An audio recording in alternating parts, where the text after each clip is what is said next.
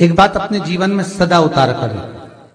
घर में अगर तुलसी का क्यारा है तो तुलसी महारानी हमें ये बता देती है कि हमारे घर में सुख आने वाला है कि दुख आने वाला। जैसे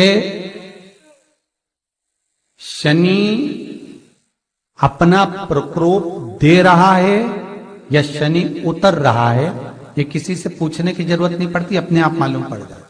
कैसे? शनि कथा अगर आपने सुनी हो तो उसमें व्याख्यान आता है शनि कथा में, पांव की चप्पल बार बार टूट रही हो,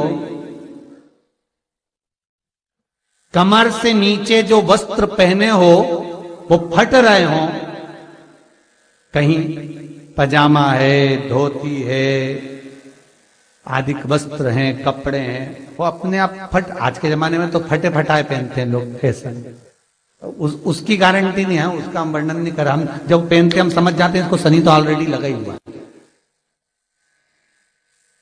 जब उनका घुटना घुटनी सब फटा हुआ दिखता है तो उसमें लग जाता है कि शनि पहले से लग गया बापड़ा, उनके पहने से तो मालूम पड़े। शनि का नियम है, शनि कथा कहती है पांव की चप्पल बार बार टूट रही हो, घिस गई हो, बद्दी टूट रही हो, कुछ कर रही हो, और अगर कमर से नीचे जो वस्त्र पहने हो वो अपने आप फट रहे हो, समझ लेना कि शनि पांव से प्रवेश कर रहा, मतलब अपनी प्रखरता शनि दिखा रहा। किसी मंदिर में गए महाराज और वहां जाने पर चप्पल चली गई तो समझ लेना शनि की कुदृष्टि अब पड़ना बंद होना चालू हो गया। कितना सुंदर कहा है महाराज। जूता चप्पल आज के जमाने में तो फैशन हो गई साहब, घर की चप्पल अलग होती है, बाहर की चप्पल अलग होती है। लोग घर में चप्पल किचन तक में पहन के जाते हैं। अरे पानी ले जाओ सीओर से। रसोई घर में लोग चप्पल पहन कर जाते हैं, जहां भगवान का प्रसाद बन रहा है, जहां अन्नपूर्णा निवास कर रही है, और पूछो तो करे किचन की चप्पल है तो माथे पे रख लो। तुम अपनी मां को जरूर देखना है एक बार, वो बूढ़ी मां कितनी बार किचन में चप्पल पहन कर गई, मुझे जरूर फोन कर कर बताना।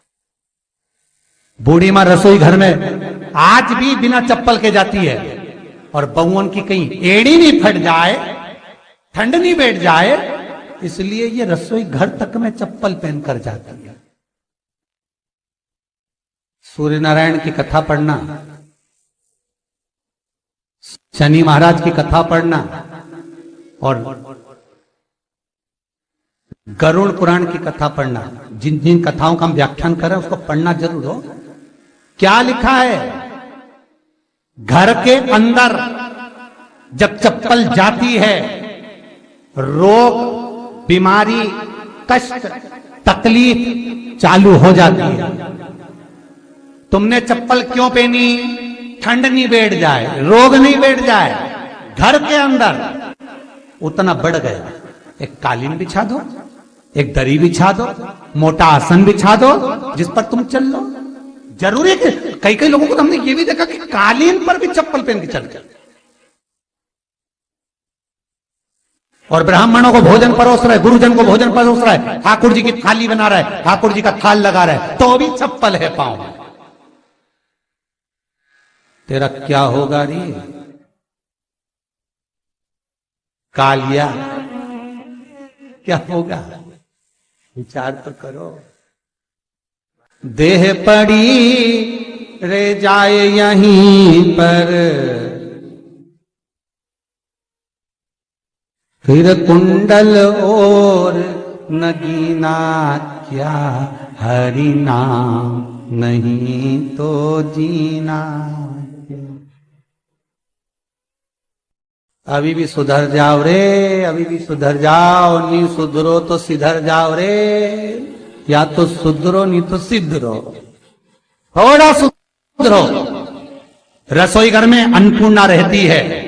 रसोई घर में शिव महापुराण की कथा कहती है, जब भगवान शंकर को मां जगत जननी भोजन करा रही थी, शंकर जी ने वर मांगा था अन्नपूर्णा से। ए अन्नपूर्णे, तुम मेरे घर के बच्चों का भरण पोषण कर रही है। इस मृत्यु लोक में जितने मनुष्य जन्म लेते हैं ये मेरे पुत्र कहलाते हैं। तो अन्नपूर्णा ने कहा चिंता मत करना भोलेनाथ, जिस जगह पर एक स्त्री बेटी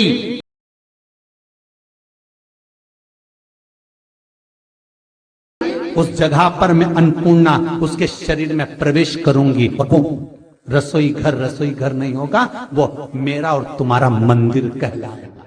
अब मंदिर में चप्पल पहनकर भोजन का निर्माण करना ये श्रेष्ठता है। एक आसन पटक लो आप रसोई घर के अंदर, जिस आसन पे खड़े होकर आप भोजन बना लो, मोटा सा आसन रख लो, चप्पल की जरूरत ही नहीं। श्रीमद् भागवत कथा कर रही है, तुलसी का मात्र तो शनि अपनी दृष्टि बता देता है। शास्त्र कहता है जब घर के अंदर प्रवेश करने के, जब आप घर में प्रवेश करें तो एक कोने में चप्पल को उतार दें, बाहर जगह नहीं है तो घर के अंदर प्रवेश कर लेफ्ट में चप्पल को उतार दें, और 7 या 3 कदम के अंदर चप्पल उतर जाना चाहिए घर के अंदर में। और उसके बाद अगर चप्पल अंदर प्रवेश कर रही है तो राहु केतु शनि के साथ प्रवेश करते हैं, जिसके घर में बीमारी कभी पीछा नहीं छोड़ती। शनि कथा, सूर्य की कथा का स्मरण करिए, आपको मालूम है, पहचान हो जाता है। महाराज तुलसी बता देती है कि आपके घर की दशा क्या है। बार बार जल डालने के बाद भी तुलसी सूख रही है, बार बार आप पूजन कर रहे हैं, पाठ कर रहे हैं, तो भी तुलसी के दल सूख रहे हैं। तुलसी बता देगी कि तुम्हारे घर में तकलीफ आने वाली है, कष्ट आने वाला है, सूख रही है। किसी ने जरूर कुछ ना कुछ ऐसा है कि इसमें घर में कुछ तकलीफ आएगी, तुमने लगाया फिर सूखी, फिर लगाया फिर।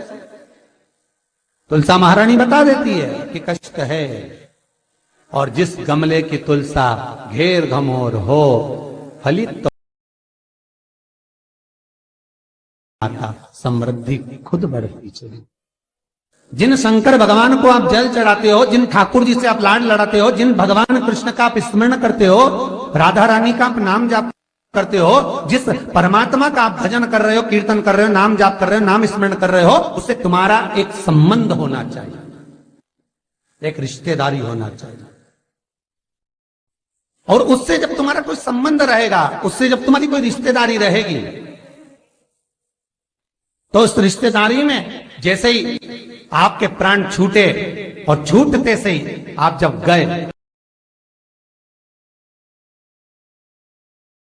ये संबंध है, वो मेरा पुत्र, वो मेरा भाई, वो मेरा बेटा, वो मेरा सगा, वो मेरा रिश्तेदार, वो मेरा कुटुंबी, वो मेरा पुत्र,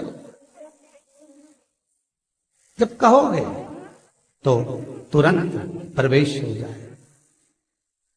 महाराज भगवान से संबंध होना चाहिए। कई लोग भगवान को सवेरे से रिझाने बैठते हैं तो भगवान को बनी बनाई बात कहते हैं, ये पाठ कर लो, ये पाठ कर लो, ये पाठ कर लो, ये स्तुति कर लो, सारा बना बनाया। तुमने अपने दिल से कौन सी स्तुति गाई? तुमने अपने दिल से कौन सा भगवान को निवेदन करा, कौन सा नमन करा? बस सवेरे उठना है, नहाना है, भगवान के सामने जाना है, भगवान को नहलाना है, कपड़े पहनाना है, अगरबत्ती लगाना है, थोड़ा सा शक्कर का भोग लगाना है, इतने